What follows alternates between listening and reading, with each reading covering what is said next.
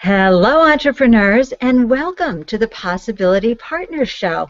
I'm your host and your Chief Possibility Officer, Ande Lyons, and I'm so thrilled you're joining me today for another fabulous show every Tuesday at 1 p.m. Eastern, right here on Google+. You'll find me sharing Andelicious advice for entrepreneurial adventurers, and these are wonderful conversations with seasoned entrepreneurs sharing their best tips, tools, and advice to help you and your business thrive, grow, and soar.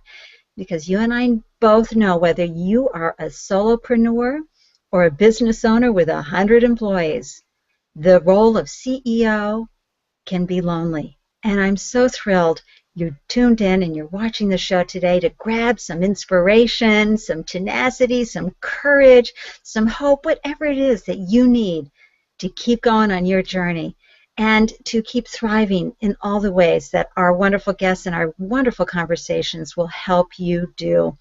You know, we're all here cheering each other on, holding each other's hands, and celebrating our woohoos and our rut-rows, right?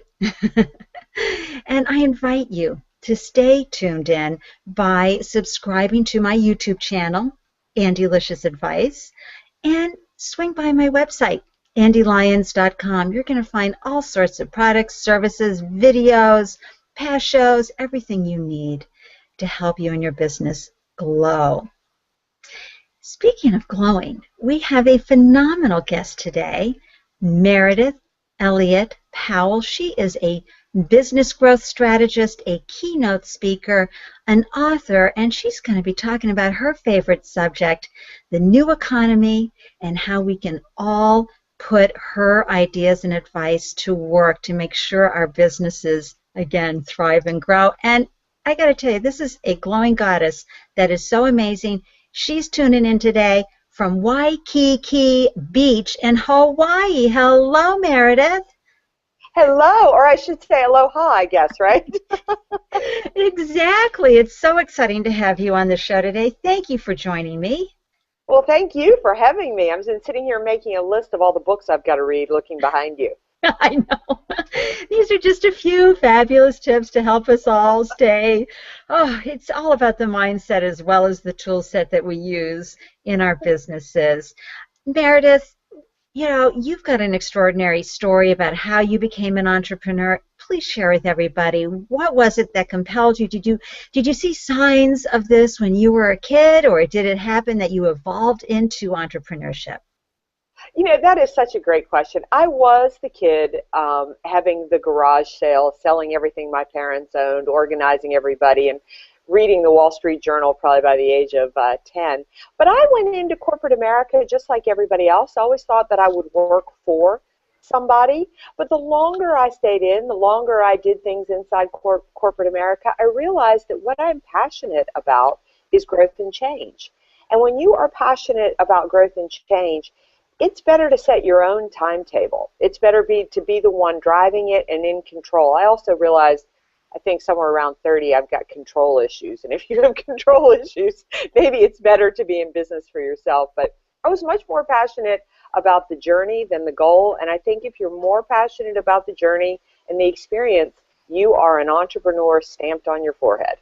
I love that. And you have such a strong background in training and human development and potential and emotional intelligence. What called to you about that arena? Well, really what called to me about that is that I actually started out a strategist. My background is in healthcare and in banking, doing traditional roles and traditional jobs.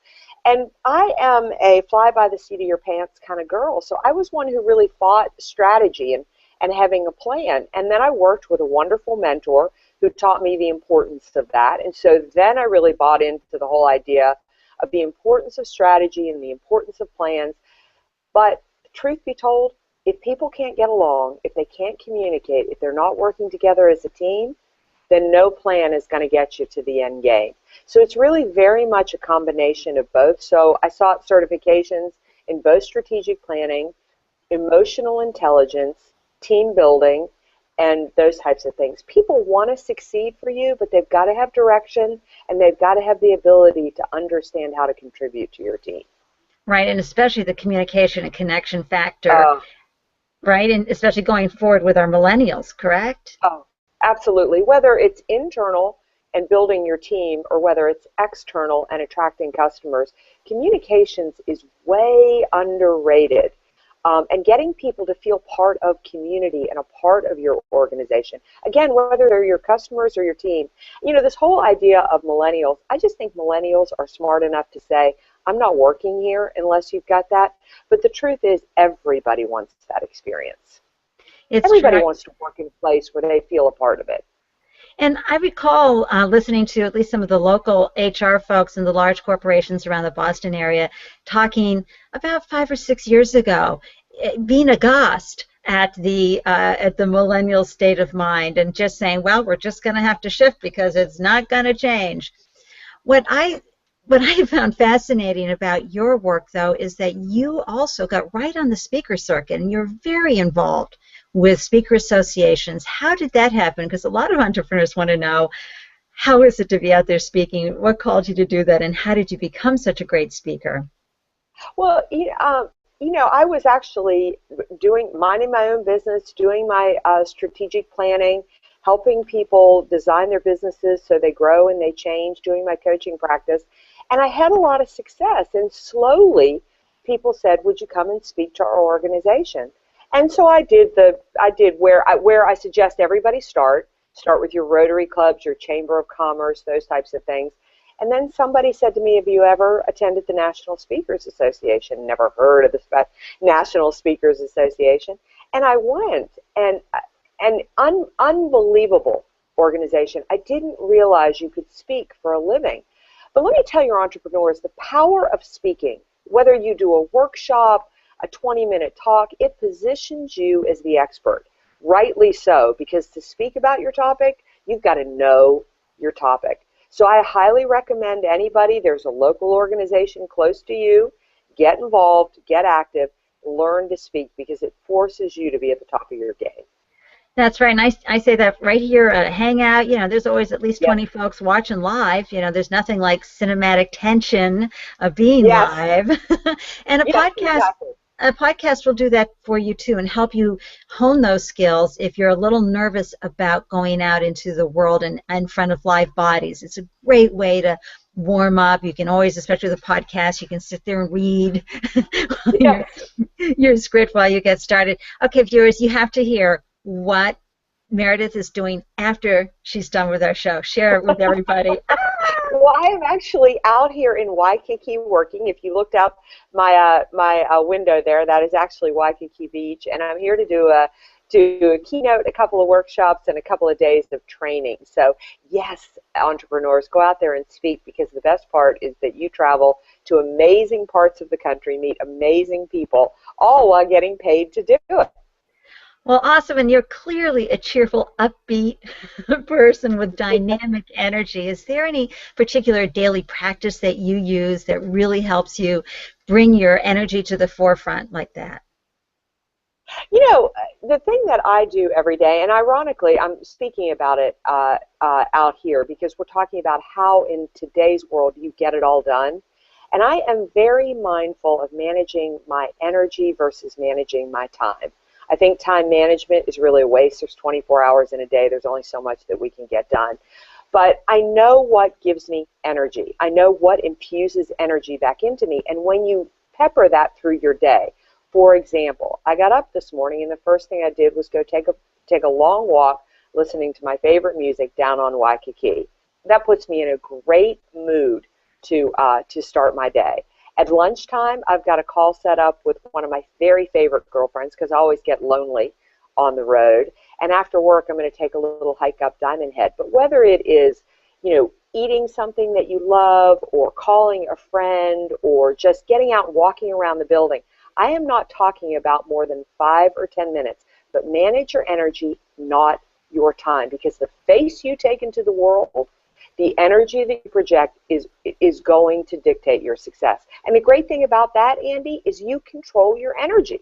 You control how the world sees you, and it will dictate your success, I promise. See, I love that. Manage your energy, not your time. Yes. Okay, are we talking Andelicious advice, everybody, for all us entrepreneurs? I love it. Now, be sure to visit Meredith's website, and it's Yes. MERIDITHELLIOTTPOWELL.com. Everything you want to know about this wonderful, wonderful woman is featured right there. Very easy to access all her gifts, services, products, information. Is wonderful. So, Meredith, this new economy, we knew the economy changed and went down and fixed itself, but we did not know what you talk about a lot is that the consumer changed. So, get us going about the new economy and our consumers. I'll tell you, the biggest reason, other than getting to talk to you, that I was so excited about coming on this show today is because I'm on a mission to spread this message. What people understand is that the economy has shifted, and literally economists agree. They say we went out of a push into a pull economy. So we're living in a different time, but we are still using the same practices, skills, and ways to grow our business that worked in a push economy, not in a pull. And so whether the economy is up or down, it's almost irrelevant at this point. It's going to continue to flux and change. The biggest thing that people need to understand, the biggest thing they need to be aware of, is today's consumers are changed. They're highly skeptical, well-informed, and squarely in control. What you sell in this economy, no matter how amazing, incredible, unique, or spectacular you think it is, it's become a commodity. I mean, basically, right now, I could not leave this hotel room and Google for the next week until my heart's content and have everything I need and everything I want delivered to my door. So to understand today's consumer, they have got to be attracted to do business with you. They have to see you as somebody they want to do business with. They'll get the product anywhere, but this is very much a relationship economy. I love that. And let's refresh everybody's economic understanding of push-pull for a second, okay? Sure. Can you do that? Mm-hmm. Yeah, I mean, literally, we went through an economic shift. When everybody felt the pain between 2004 and 2008, economists say we moved out of what's known as a push economy, and in a push economy, business is in control. Mad Men is one of my favorite shows to describe it, because you make up anything you want to about your product, stick it in an ad, and people would buy it, or you could treat a customer not so great, and they would come back. You know, a lot of us grew up in a town with one or two banks or one grocery store. We were kind of stuck. Well, in today's world, the consumer has a choice. I mean, most of us could order our whole world off Amazon Prime or go downtown to buy something. So they're in control. They can buy products and services anywhere. That's a pull economy. And in a pull economy, you've got to attract business before you ask for business. Oh boy, there's a tweet. I'm seeing it right now. You've got to attract business before you ask for business. I love that. Okay, so I showcased your wonderful quote, in this economy, what we offer has become a commodity, which you just spoke about, but how we offer it is our competitive advantage. So now you're talking, okay, we've got to attract before we can ask. So that's going to be the how, right? So right. Share more about that. You know, my favorite example to share this, because I think everybody can relate to it, is while consumers are in control, while they're calling all the shots, the truth is they're overwhelmed. They almost have too many choices, and we're so busy. I mean, I liken it to shopping in the cereal aisle of the grocery store, and we've all been there. It is this aisle that you're having a great time at the grocery store, doing all the things you want to do, and then you turn to that aisle that stretches from the cash register all the way back to the frozen food. And it's just shelf after shelf after shelf of anything any human being can think of to do with a piece of granola or a cornflake.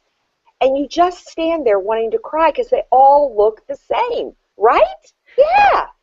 And then all of a sudden, the heavens part, the angels sing, because you recognize a box of cereal. The box of cereal that your friend has told you you've got to try because you'll live to be 100, or you believe you'll lose weight, or whatever. It doesn't matter. The fastest way that I can explain attracting business is that you have to be that box of cereal. You have to be, when somebody says, who in this town sells picture frames, you've got to be top of mind. You have got to attract business before you ask for it. And next time you are in the grocery store. See the box of cereal you buy and ask yourself why. Well, and I think this is a wonderful advantage for entrepreneurs, and here's why. Yes. In my opinion, is that here we are selling a lot of the same products and services that many other folks are.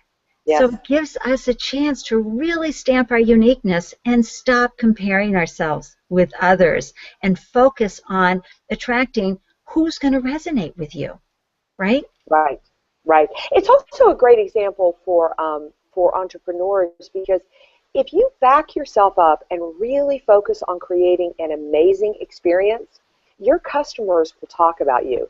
And see, today's customers are not looking to us to find out about our products or services. They're asking their friends, their family, and Google reviews. What you need is the very opposite of what your mother told you growing up. You need a reputation, and you need people talking about you all day long. I always say my mother taught me not to have a reputation, and here I am trying to get one. Oh my gosh. I mean, think about it. Even if, Ande, I told you there's a great restaurant you've got to try, that's going to make you go there, but still you're going to go to Google. You're going to see if you can find me on the web. And as you said, it's a beautiful time for entrepreneurs because these things are not expensive. Well, and then, like, for example, our favorite little local place, Andelicious, here in Andover, the owner, the wonderful chef, is very active on social media. So when I go and I tweet, look at these oysters, or, I share on Instagram, he's right there saying, oh, I'm so glad you came by tonight, Ande. And you're like, oh. Exactly. And you said that so beautifully, because what you're creating is communication and relationship. No place, you said he's a wonderful chef, but the truth is we can find food that is as good at that. You're looking for something. If the food wasn't good, it wouldn't even be on the radar. But he makes you feel a part of it. He makes you feel connected. And we are a world that is disconnected. And when you can create that for customers, people want what they can't have, and relationship and connection are void in today's world. This is such a great economy for entrepreneurs, but you've got to learn that it's different. You've got to learn to do things differently. Right. Of course, a lot of us were raised in the pricing war, right? We learned about marketing and from our Gillette and our Colgate Palmolive people and our Warner Lamberts. But that's not how we win in the trust and value economy. How should we do things differently? Well, it is a myth that people are price sensitive. What they are is value sensitive. I mean, if you are losing customers based on price, then it's because price is all you're offering. They don't really understand that there's more to bring to the table. And you have to tell them. You cannot expect them to understand. I'm going to tell you another quick story because it's the easiest way for me to get the point across. That I think that, because this is my favorite point, because I see people struggling with price. But I had a software company call me, an accounting software, very small company. And he sells accounting software into manufacturers. And he called because he was just at his wit's end. His salespeople wanted him to lower his price. He didn't know what to do. He was getting crushed by the competition. And he said, Meredith, my margins, as most of your entrepreneurs can relate, are so skinny, I've got nowhere to go. And so I said, great. I said, well, do you have customers that are paying your price? And he said, yes. I said, well, why are they paying that price? And he said, I don't know. So I said, wonderful, let's ask them. And what we found out was amazing. We found out that they were paying the price because he always answered the telephone. They always got a live voice. The very fact that he had been around 20 years had unbelievable power, because they were tired of working with companies where the software's company got sold and then they had to deal with new ownership. That they would do on-site visits if required. And the list went on. All we did was back up his selling proposition and include the things that his customers have said, because they didn't believe they were paying more. What they believed was they were getting value, because they understood the hidden costs of going with the competition. So if you want to win, if you want to succeed in this economy, you have got to sell risk and value and not sell price. Oh, I'm sorry, everybody, but I got to tell you, this is having me float up like this. It's such great information. It really It is. I want to get on a soapbox in downtown and just go, oh my goodness. If you just learn how to function differently, you truly can be successful. Let's take the stress out of it. Right, and remember, people are paying for you Yes, because of who you are. They can get right. what you do everywhere. Isn't that Yes. right, Meredith? Yes, but what you cannot do is assume they understand. Because again, please keep in mind that cereal aisle at the grocery store. You look the same to your competition. So the moment you walk in there and you compete, you look like every other cornflake until you help them understand why your cornflake has diamonds on it. And it's meant for glowing goddesses. I, I had Exactly. I had a great granola manufacturing business for 4 years, and it was called Goddess Granola. For that reason, Great. it was Super. great. Okay, so we've got a great group of people who have tuned in live today. We have Yay. Cynthia Bays, and we have Nikki from the UK. We have Dave Pipe from the UK. We have Richard O from the West Coast. We've just got a great group of people. I'm going to bring up a few comments. Andrea Beltrami, thank you. I'm sure I'm going to miss a few people here. Let me just quickly scroll down and catch everybody. Yep, I got everybody. Okay, so I want to show you this wonderful quote from Pamela Zeman. Consumers have too many choices. The power of Google Plus, we better pin that, the power of Google Plus in doing hangouts like these so we can feel who we resonate with. That is the power of this format. You're absolutely right, Pamela. Absolutely right. And then Deborah, what you are creating is communication and relationship. We need to learn to do things differently in the trust and value economy. People are value sensitive. She's doing a great job recapping what you said here. What more are Yes, you she bringing did. to the table? Sell risk and value, not price. Brilliant, Meredith Powell is what she goes on to say. Thank you, Deborah Oakland. Oh, it's so great to have all these viewers who are chiming Yeah. in and chatting, but also, quietly watching. And I know they're busy taking notes because this is great information for all of us, And Pamela was absolutely right. Many of us are really enjoying this platform on Google Plus because folks get to see us in action. They get to, feel like they've gotten to know us, and we in turn feel like we get to know our audience better, Meredith. And I think it's similar to what you're doing and going out and speaking. Yes? Absolutely. You bring up such a great point that people do business with you truly because they know, like, and trust you. And it's got to go in that order. The more avenues you can find, like blogging, like Google Plus, like doing radio interviews, doing webcasts, doing webinars, the more ways that people can get to know you, the better off you are, because again, it makes you that cereal box that jumps off the aisle. It allows them to build relationship. And do not underestimate how much people want relationships. That is one thing that never changes with any economy. We are meant to be connected. Wow. And of course, you spoke earlier about taking the stress out Yes. of selling, by building these connections. Any other thoughts around that could help entrepreneurs?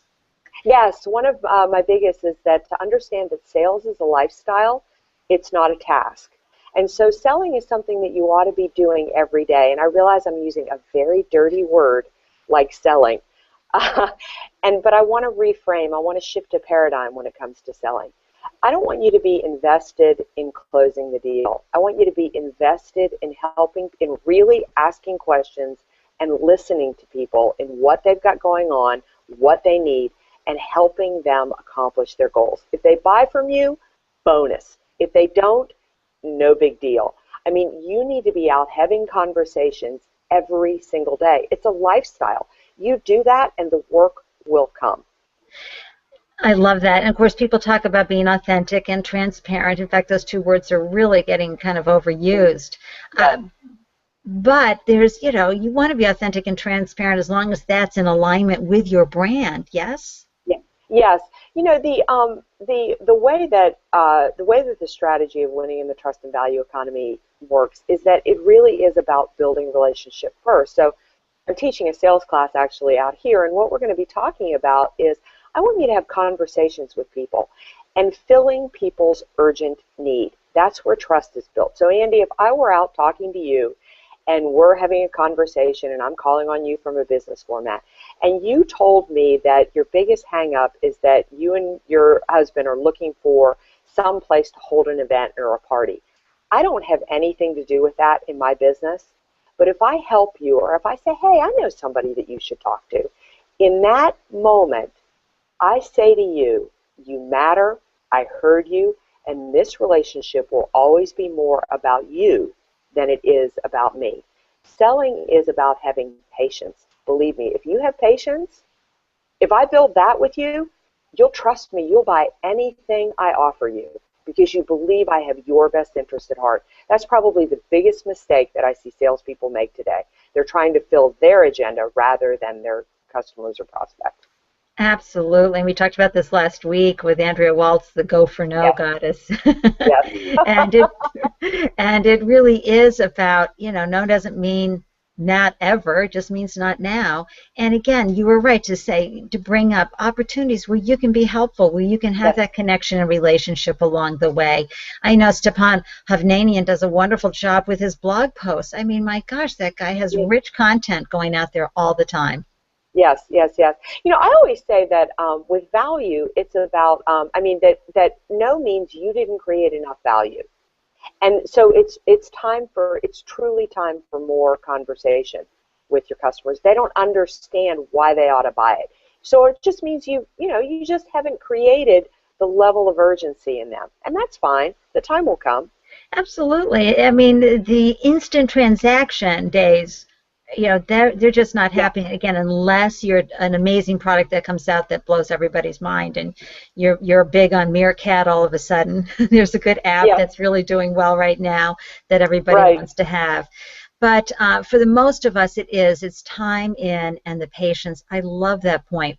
So Meredith, clearly you love everything that you're doing, and you're so passionate about it in your work. Is there anything just even more special about what you do that you just love the best?